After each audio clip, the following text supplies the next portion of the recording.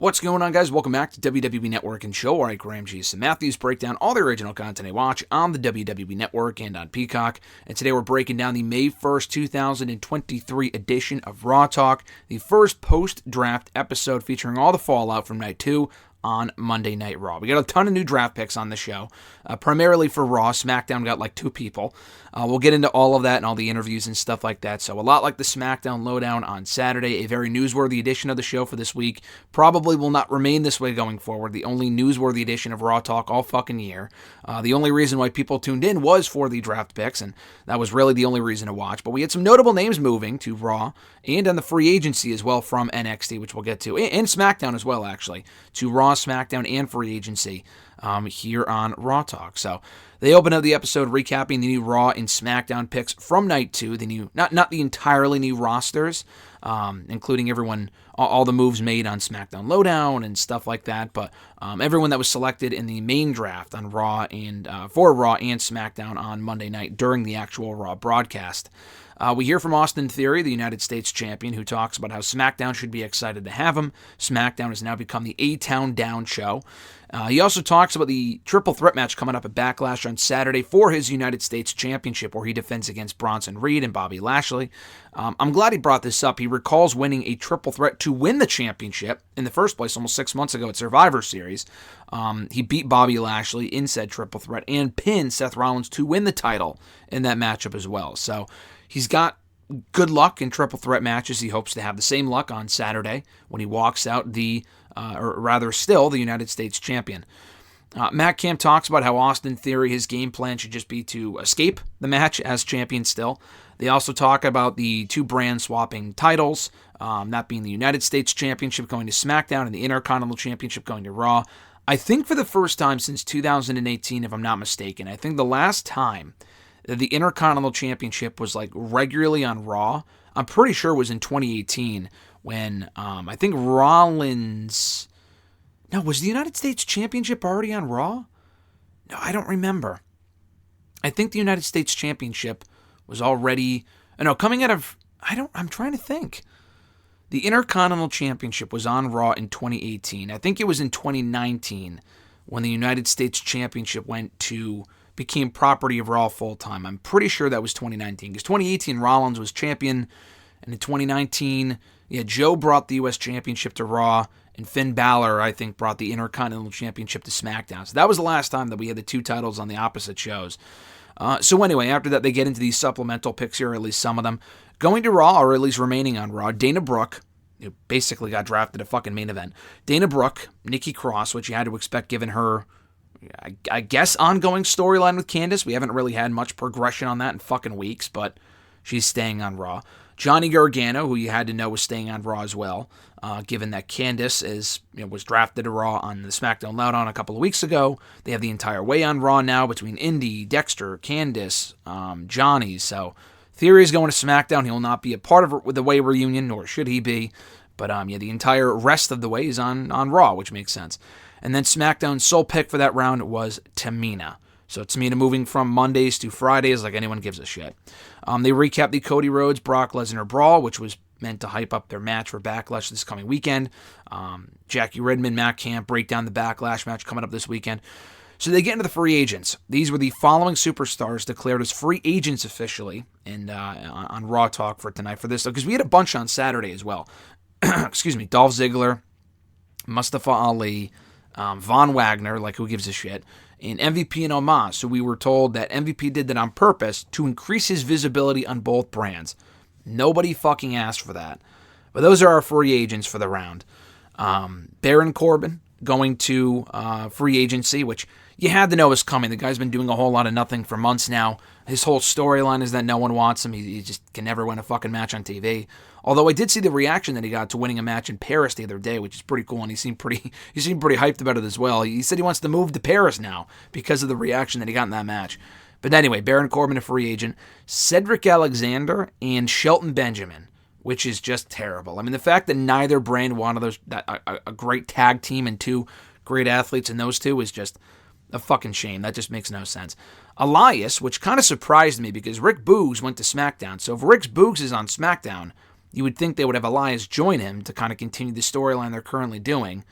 I thought that was weird. I'll get to that in a moment because Boogs was interviewed on the show and Elias went up to him, but I thought that was strange. And Zion Quinn from NXT joining free agency. So even more baffling than the Von Wagner pick is at least Von Wagner, for as fucking abysmal as that guy is, at least has been on NXT in recent months. Von Wagner's been on the show. Zion Quinn has not been. Zion Quinn has been on fucking Level Up on and off for probably 6 to 8 months now. He got a bit of a push in the early days of NXT 2.0 in early 2022, and that was really about it. We really have not seen much of Zion Quinn on NXT since then.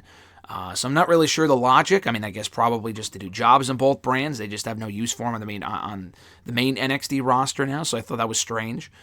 Raw ended up getting Los Lotharios, who were already in Raw, but you would never know because they never appeared in the fucking show. They were on SmackDown originally, but then they got quietly moved to Raw reportedly months ago, but they haven't been on Raw since. Akira Tozawa, Piper Niven, Xia Li moving to Raw for the first time, I believe. Tegan Nox also moving to Raw, which I'll get back to her in a second. Emma and Riddick Moss, who's no longer Madcap Moss. It's Riddick Moss and Emma, so which is that's pretty cool. Riddick Moss moving to Raw, I'm not really sure what the logic is there. He already faced Gunther for the Intercontinental Championship. Maybe he'll turn heel and be a mid-carder on the roster as a heel. I mean, he kind of turned heel and he faced Shinsuke a couple of weeks ago, but there was no real follow-up on that. Moss never gets any TV time. Not that I'm really complaining, but I would like to see Emma more on the show personally, so I don't know if a move to Mondays will really help. Tegan Nox is an interesting one because you might be wondering, well, first of all, she came back to the company in December, has done fuck all on SmackDown since coming back. It's not really her fault, they just haven't used her. But this is not her first time on Raw. I don't think she's ever even wrestled a match on Raw, but she was actually drafted to Raw in 2021. But you would never know because before she could debut on Raw, she got fucking fired. And I think she talked about that in her, an interview that she did after she got canned a couple of years ago. She was brought into the shows, not doing anything, and then they fired her within a month, which made no sense. So anyway, Tegan Nox is on Raw. Hopefully she can get more opportunities. I'm not banking on it. Raw has a lot of women right now, but I guess it's something. It's something at least. Hopefully it'll help change her fortunes. Back in the studio, they recap the 6-man tag team match, which was the Judgment Day versus LWO, won by Damian Priest. We hear from Judgment Day backstage, and Damian says that they embarrassed Ray again, as they always have. Damian Priest pinning Ray for the victory on that show. And they basically just kind of go back and forth and have some fun, and they promise victory at Backlash with Damian Priest beating Bad Bunny. In the studio, they run down part of the Backlash card for Saturday before they throw it to Rick Boogs backstage, who says that he's excited to be on SmackDown. Not for the first time, actually. He was on SmackDown a couple of years ago with Shinsuke Nakamura for a good year until he got hurt, and then he came back as a part of the Raw roster a few months ago and didn't really do much, and now he's already on SmackDown again. He's on the opposite brand as Shinsuke, though, which is interesting. And Elias interjects and says, well, I'm happy that I'm a free agent because that means I'm free. And he calls the free agents attractions, which might be true for Brock Lesnar, which he was also deemed a free agent on Raw last night. I would not say the same for Dolph Ziggler, Mustafa Ali, fucking Omos, so I know they want to make an attraction, and Von fucking Wagner. I don't know if I would go so far as to say those people are free agents, or those free agents are attractions, but that's just me. Elias said that he didn't want to limit himself, and that's why he's a free agent. So maybe we'll still see them team up and interact on SmackDown, since Elias can go out to either show, whatever. 2 more draft picks here, and when I wrote down my whole list of who was eligible, and I picked where I thought they were going. I got a lot of these wrong. A lot of these supplemental picks I thought were going to SmackDown. They did not. I thought Xia Li would go to Raw, and she did. I did not pick Tozawa and Piper Niven, Emma, Moss, Tegan Nox. I thought all of them were going to SmackDown. I guess not. But anyway, I kind of crossed off every name, and I'm thinking, they went through everyone they said was eligible on the draft, whether they're free agents on Raw, SmackDown, whatever. I'm thinking, wow, they went through all the picks, but they said there was more to come. So that kind of told me, okay, the next couple of picks, whoever they're going to be, will be NXT call-ups, and that's exactly what happened. Going to Monday Night Raw, Indu Sheer, along with Jinder Mahal. So Jinder Mahal back on the main roster after, he only went to NXT, I think, in January, so he really wasn't there for long. He probably had maybe 2 or 3 matches. Prior to that, I don't think we've seen Jinder on the main roster since, I think, the Shanky shit, last summer. Shanky did not go drafted. He was not drafted, so I think Shanky is Shanky might be donezo. But Aaliyah, same thing. She has been perfectly healthy, I think, for fucking months. She tweets about it constantly, complaining, and they just didn't draft her. I think they just have nothing for her, and Triple H deemed her just not main roster material. So she's not on the main roster as of right now, and I don't think she will be. Otherwise, she would have been drafted or come back by now. So Indus Sher is on the main roster. I think again. I don't think Sangha was ever on the main roster. Veer obviously was like months ago. He was called up he was actually with Jinder originally 2 years ago. And then he got drafted to Raw. Jinder went to SmackDown. Veer went to Raw on his own. Again, did nothing. When he was brought to Raw about a year ago, disappeared from TV, went back to NXT along with Sangha.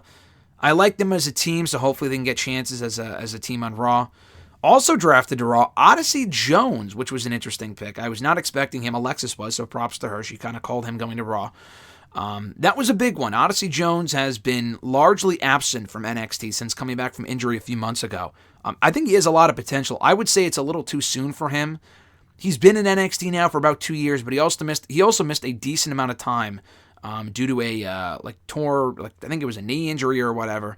He was gone for a while and only came back a couple of months ago, and he really hasn't done much.